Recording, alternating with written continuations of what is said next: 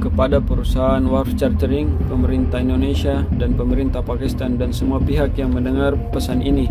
Kami kru Honor 25 meminta pertanggungjawaban. Inilah video amatir yang beredar yang memperlihatkan seluruh kru kapal MT Honor 25 yang disandra perompak Somalia.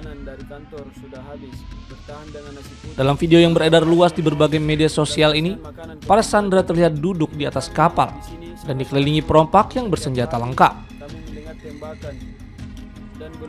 Dalam video tersebut, Kapten kapal MT Honor 25 Azari Samadikun, pelaut asal Kabupaten Goa, Sulawesi Selatan, menyampaikan ia mengeluhkan sikap perusahaan yang tidak peduli sama sekali dengan kondisi para kru kapal yang kini mulai kekurangan makanan dan air bersih.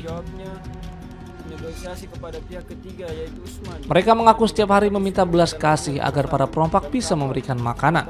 Bahkan, para perompak sering melepaskan tembakan hingga membuat para kru kapal ketakutan.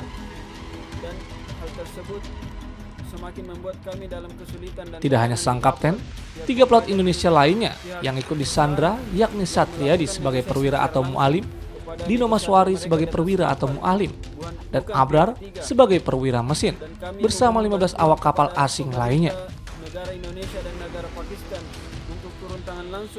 Mereka mengaku pihak perusahaan tidak mau bertanggung jawab atas pembajakan kapal MT Honor 25 yang kini sudah 3 bulan lebih disandra perompak Somalia.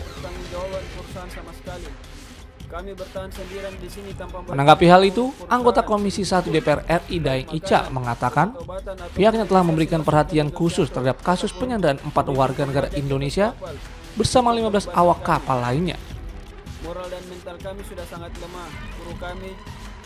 Menurutnya, Kementerian Luar Negeri, Panglima TNI hingga Kedutaan Besar Republik Indonesia terus berkoordinasi untuk mencari langkah terbaik membebaskan para sandera.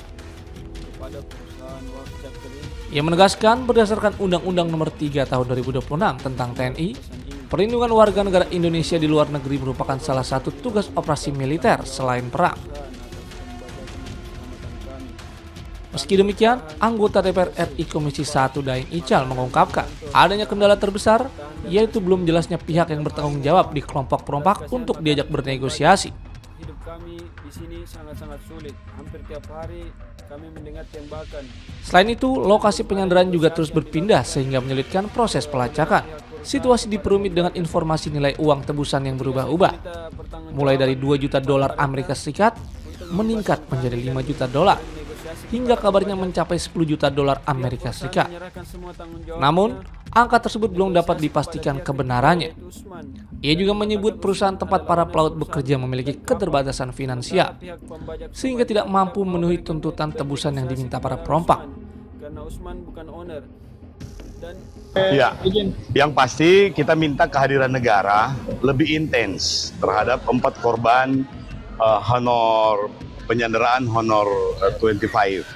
Dalam rapat terakhir dengan Pak Menteri Luar Negeri, kami juga sudah menyampaikan kronologisnya dan meminta perhatian khusus, termasuk langsung kepada Panglima TNI. Kami menyampaikan itu untuk berkoordinasi dengan Kementerian Luar Negeri dan pihak-pihak terkait untuk menyusun perencanaan pembebasan 4 sandera dari WNI kita dan 15 sandera yang lainnya, karena dalam Undang-Undang 3 2026 atau revisi Undang-Undang TNI itu salah satu tugasnya TNI itu dalam operasi militer selain perang itu adalah melindungi warga negara Indonesia di luar negeri, dan ini tentunya sudah ada, dan kita pernah melakukan operasi militer di Thailand, dan tentu ini juga menjadi alternatif, walaupun itu menjadi alternatif terakhir, tetapi kita minta TNI juga mengaktifasi struktur pertahanan kita yang ada di luar negeri, termasuk atasnya pertahanan atau BIN luar negeri itu, untuk memberikan masukan untuk mengambil langkah-langkah yang terukur yang memungkinkan kita bisa segera memulangkan atau menyelamatkan warga negara kita di Somalia.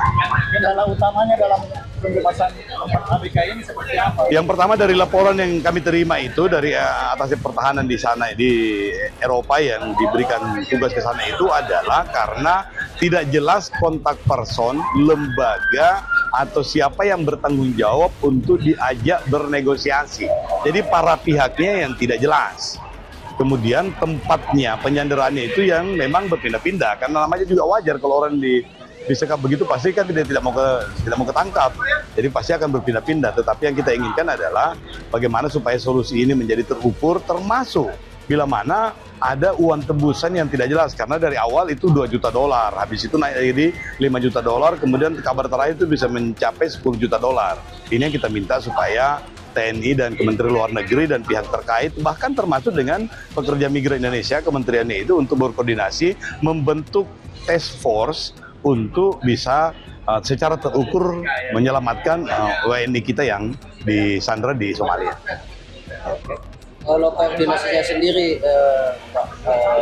antara apakah sudah terbangun dengan pihak perusahaan juga, termasuk pihak perusahaan yang mempekerjakan mereka? Kabar terakhir itu deh, pihak perusahaan itu boleh dibilang tinggal ikut karena perusahaannya itu kan termasuk kategori perusahaan yang tidak terlalu besar, jadi kemampuan finansialnya juga terbatas, jadi sudah tidak mampu menggantikan atau membayar uang tebusnya yang diminta.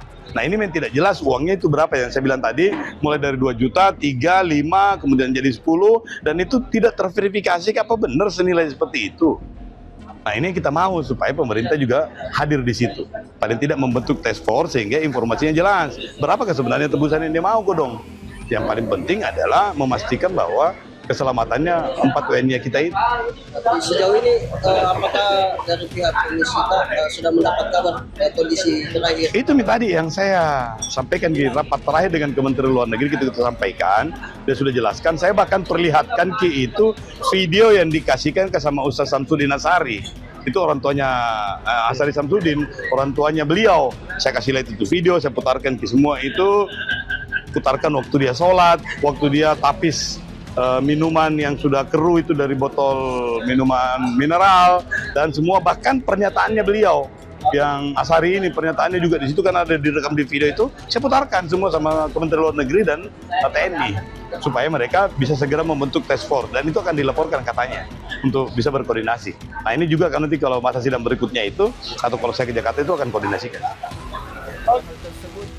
Karena itu, Daeng Ical mendesak pemerintah segera membentuk satuan tugas atau task force lintas kementerian dan lembaga agar proses negosiasi pengumpulan informasi serta upaya penyelamatan dapat dilakukan secara terukur dan terkoordinasi.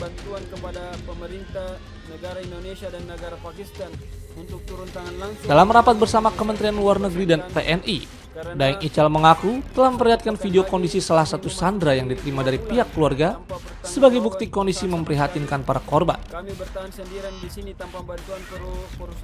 Ia berharap pembentukan task force segera direalisasikan agar proses pembebasan 4 pelaut Indonesia dapat dipercepat. Kapal untuk pembebasan kami. Moral dan mental kami sudah sangat lemah. Kru kami jatuh sakit secara silih berganti. Kami berharap dan memohon doa, bantuan segera datang sebelum kondisi kami semakin memburuk. Pemimpin pembajak di atas kapal untuk pembebasan kami. Moral dan mental kami sudah sangat lemah. Kru